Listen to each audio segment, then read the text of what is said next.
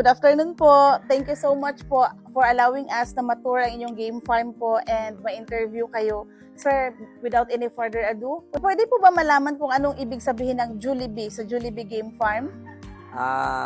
Ango kasi yan sa name ko, Julius Biari.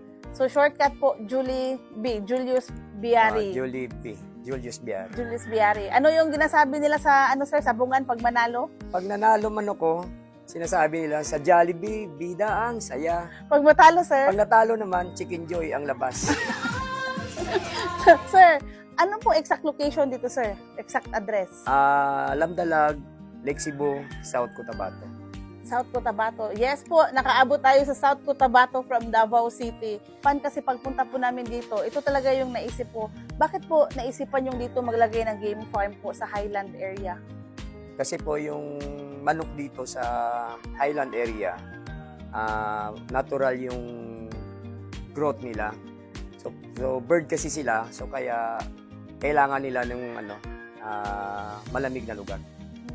Malamig talaga dito, sir, no? Malamig. Minsan na umuulan, sir, no? Ay, may init dito. Siguro sa isang linggo, 2 to 3 times lang yung init na lumalabas. Aside from that, sir, ano po mga advantages, sir, dito sa Highland area, sir?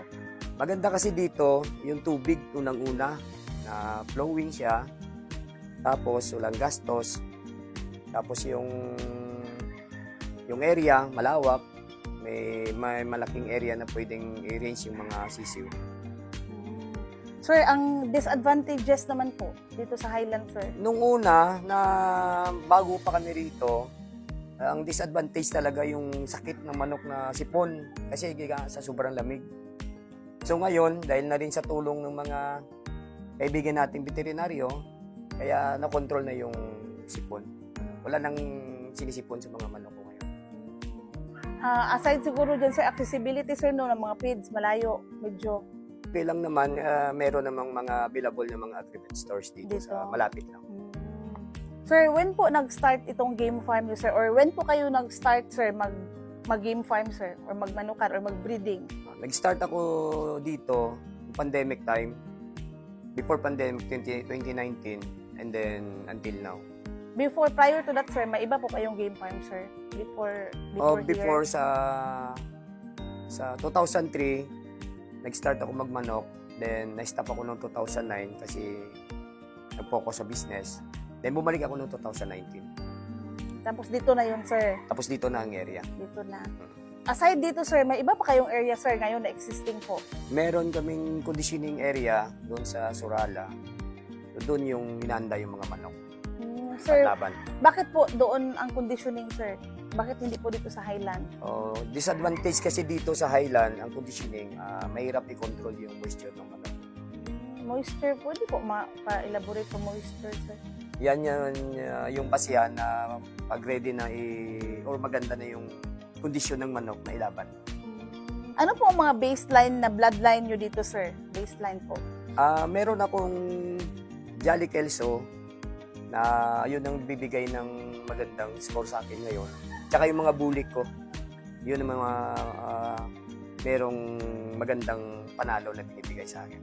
Sir, pwede din ba malaman, sir, saan po galing ang mga breeding materials o mga sources po ng breeding materials nyo? Itong Jolly Kelso po, galing ito kay Sir Benedict Granada na blend ko sa lumang Kelso ko kaya tinawag kong Jolly Kelso.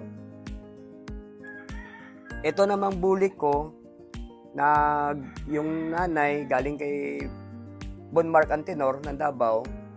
Tapos na-blend ko sa broodcock na galing kay Marco Ison ng Iloilo. Ano pong turning point ng pagiging breeder nyo, sir? At ng game farm nyo, sir? Bakit po kayo ngayon nakilala, sir? Bakit po kayo ngayon naging popular, sir? As na breeder? Dahil na rin siguro sa mga binibigay na panalo ng mga manok ko.